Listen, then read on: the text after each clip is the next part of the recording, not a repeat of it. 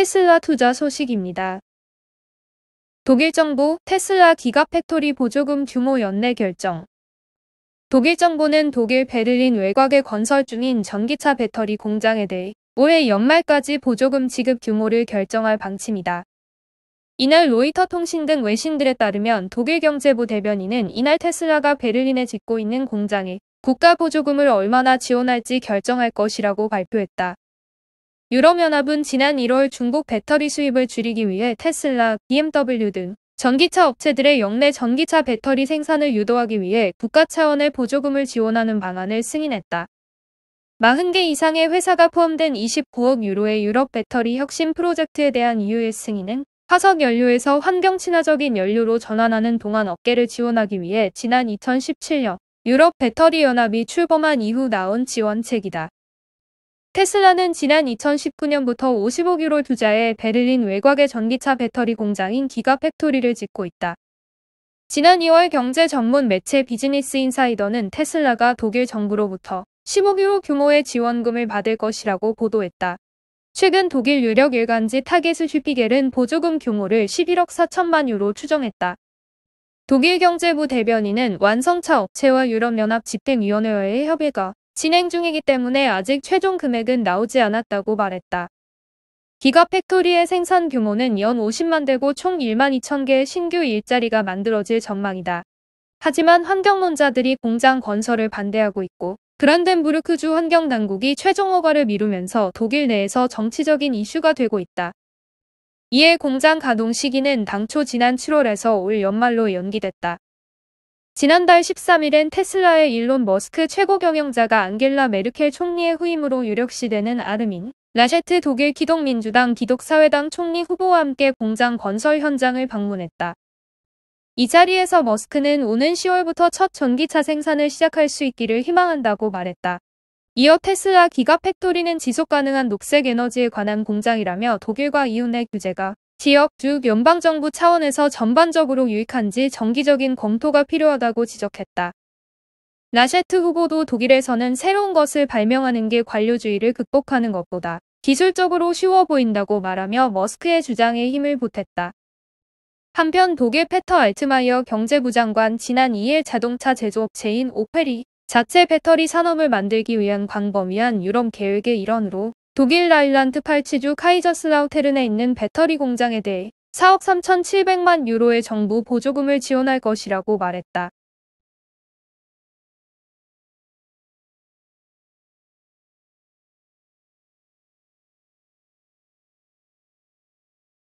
애플 투자 소식입니다.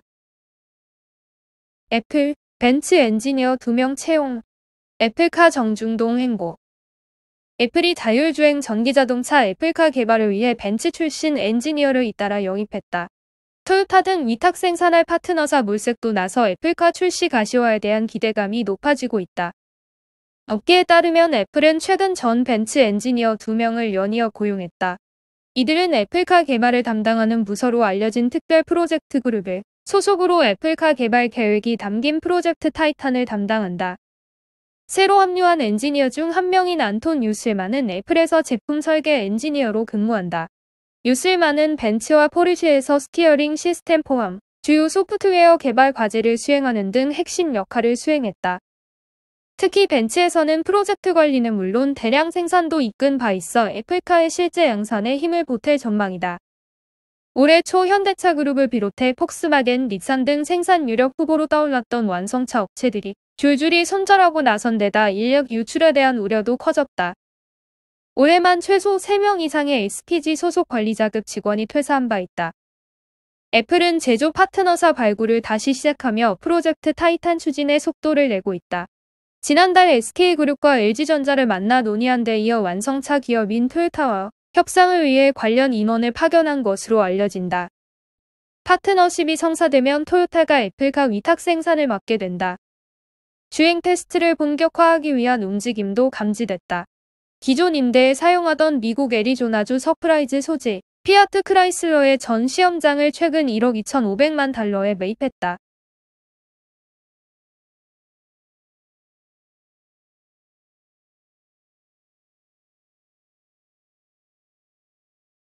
TSMC 투자 소식입니다. TSMC 대만의 2나노 공장 2곳 짓는다. TSMC가 대만에 2곳의 2나노미터 공장 건설 계획을 발표한 가운데 지방정부 간 유치 전쟁이 치열하다. 대만의 국회인 입법원 부원장까지 나서 전폭적인 지원을 약속했다. 업계에 따르면 차이치창 입법원 부원장과 장 랴오원 타이중 시의원은 지난 2일 TSMC의 타이중 중부과학산업단지 내 15의 탭을 방문 타이중의 2나노 공장을 지어줄 것을 요청했다. TSMC가 타이중이 아닌 가오슝에 두 번째 2나노 공장을 세우는 방안을 검토하고 있다는 소식이 나온 데 따른 것이다. 차이치창 부원장은 TSMC는 대만의 경제 발전, 특히 타이중에 중요한 역할을 하고 있다며 TSMC가 중부과학단지에 계속 남아있기를 바라며 향후 중앙정부의 지원이 필요하다면 타이중의 아들이자 입법원의 부원장으로서 전폭적으로 지원할 것이라고 밝혔다. TSMC는 대만 북부 신주와 중부 타이중에 2나노 팹을 건설한다. 우선 신주에 첫 번째 공장을 세운 뒤 타이중으로 확장, 두 번째 제조시설을 세운다는 계획이다. 신주 2나노 공장은 지난 7월 대만 환경심의위원회의 허가도 받았다. 내년 초 착공하고 오는 2023년 설비 셋업을 시작, 이르면 2024년부터 2나노 칩 생산에 돌입한다는 목표다. 타이중의 경우 TSMC가 최근 타이중 15의 공장 인근 1제곱킬로미터 규모 부지를 물색하고 있다는 보도가 나오는 등 증설을 위한 정황이 드러난 바 있다. 지난 6월부터 TSMC가 타이중이 아닌 가오슝에 두 번째 2나노 시설을 세운다는 전망이 나오기 시작했다. 올해 타이중이 위치한 대만 중부에 발생한 심각한 가뭄으로 15의 공장의 용수 공급에 차질을 빚은 바 있기 때문이다. 당시 TSMC는 신주와 타이중의 2나노 공장을 증설한다는 계획에는 변함이 없다는 내용의 성명을 밝혔다. 하지만 TSMC는 이날 정부 인사들의 방문 이후 어떤 가능성도 배제하지 않고 여러 요인을 고려해 공장 위치를 선정할 것이라며 신주, 타이중, 가오슝 공장 부지를 평가하기 위해 사이언스파크 관리국과 지속적으로 협력할 것이라고 2달 전과 사뭇 달라진 입장을 밝혔다. 차이치창 부원장은 관련 정부 부처와 협력해 TSMC에 필요한 모든 지원을 실시할 것이라고 강조했다. 국방부, 재무부 등 정부 부처와 합의를 거쳐 타이중 내 대규모 부지를 신설 공장 위치로 제안했다. 또 가뭄으로 인한 용수 공급 우려와 관련해서는 타이중시가 용수 처리 공장을 건설하고 있으며 농업과 공업 용수 간 균형을 맞추기 위해 수자원 모아 조율 중이라고 전했다.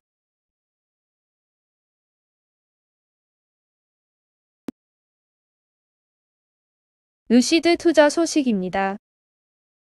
루시드 모터스 에어 생산 과정 공개 27일 프리뷰 이벤트 개최. 루시드 모터스가 기자 정치인 소비자들을 초청해 에어의 생산 과정을 살펴볼 수 있도록 하는 이벤트를 진행한다. 관련 업계에 따르면 루시드 모터스는 이달 27일부터 애리조나주 카사그란드에 위치한 앰프-1 공장에 일주일간 루시드 에어 생산 과정 프리뷰 이벤트를 진행한다고 발표했다. 이번 행사는 기자는 물론 정치인, 일부 소비자가 애리조나에 위치한 루시드 모터스 공장에 방문해 에어가 생산되는 최첨단 시설을 둘러보고 생산 과정을 살펴보는 기회를 제공한다. 루시드 모터스는 올해 말 첫 인도에 앞서 회사의 주요 엔지니어들을 앞세워 에어에 적용되는 기술에 대해서 자세하게 설명할 계획이다. 또한 참가자들은 생산 공정을 살펴본 뒤 테스트 드라이브를 통해 루시드 에어의 성능을 몸소 체험하는 시간도 갖게 된다. 루시드 모터스가 연말에 인도를 앞둔 에어는 1회 충전으로 최대 약 832km를 주행할 수 있는 세단이다. 가격은 77,400달러부터며 차급에 따라 다르다. 테슬라 모델 S와 포르쉐 타이칸, 아우디 이트론 GT 등과 경쟁할 전망이다. 루시드 에어는 이미 예약 건수가 1만 건을 넘어서며 테슬라의 라이벌로 자리 잡고 있다. 루시드 모터스는 루시드 에어를 시작으로 전기차 포트폴리오를 다양화한다. 루시드 모터스는 전기 스포츠 유틸리티 차량인 프로젝트 그래비티 개발을 추진하고 있다. 루시드 모터스는 지난 7월 26일 기업 인수 목적 회사인 처칠 캐피탈과 합병을 통해 뉴욕 증권거래소에 상장됐다. 루시드 모터스는 상장을 통해 확보된 자금을 통해 애리조나주 공장을 증설해 연간 36만 5천 대의 차량을 생산 능력을 확보한다는 계획이다.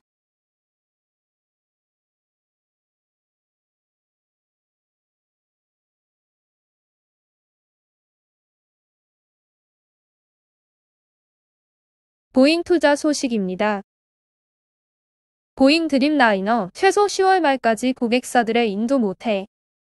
미국 항공기 제조업체 보잉이 최소 10월 말까지 주력 기종인 787 드림라이너를 고객사들에 인도할 수 없게 됐다고 월스트리트 저널이 보도했다. 지난해 8월 제조상 결함이 처음 발견된 이후 차질을 빚은 787기 고객 인도 작업이 더욱 늦어지게 된 것이다. 보도에 따르면 보잉은 지난달 2일 미 연방항공청과의 회의에서 조립을 마친 미인도 787기 106대 중 3대를 샘플로 제시하고 해당 항공기만 점검해 달라고 요청했으나 FAA는 이를 받아들이지 않았다. 보잉 내에서 FAA를 대변하는 엔지니어 중 한 명이 이런 계획에 반대했기 때문이었다. 보잉은 FAA의 요구에 따라 직원들의 동의를 먼저 얻고 점검 대상이 되는 샘플을 10대로 확대하는 데 합의했다고 이 사안을 잘 아는 소식통이 WSJ에 밝혔다. 회사 측은 성명을 통해 보잉은 우리 구성원들이 매우 복잡하고 기술적인 문제에 관해 다른 견해를 자유롭게 말하고 의문을 제기하기를 바란다고 밝혔다. 지난해 10월 제조상 결함에 대한 FAA의 조사 착수로 중단됐던 787기 인도는 올해 3월 2달간 재개됐으나 5월 FAA가 추가 데이터를 요구한 이후 다시 중단된 상태다. 최대한 빨리 FAA의 승인을 받아 항공기 인도를 재개하려던 보잉의 계획에 차질이 빚어지면서 이 회사 재무 위기가 가중될 것으로 보인다. 보잉이 조립을 마치고도 인도하지 못한 787기 100여 대의 시장 가격은 250억 달러 이상이다. 고객사들은 통상 항공기 인도가 1년 이상 지연되면 벌금을 내지 않고 구매 계약을 취소할 수 있는데 현재 보잉 창고에 있는 787기 중 절반이 넘는 54대가 10월 1일부터 이런 위험에 처하는 것으로 추산된다. 일부 항공사들이 드림라이너기 인도를 이미 취소했거나 취소할 예정이라고 신문은 전했다.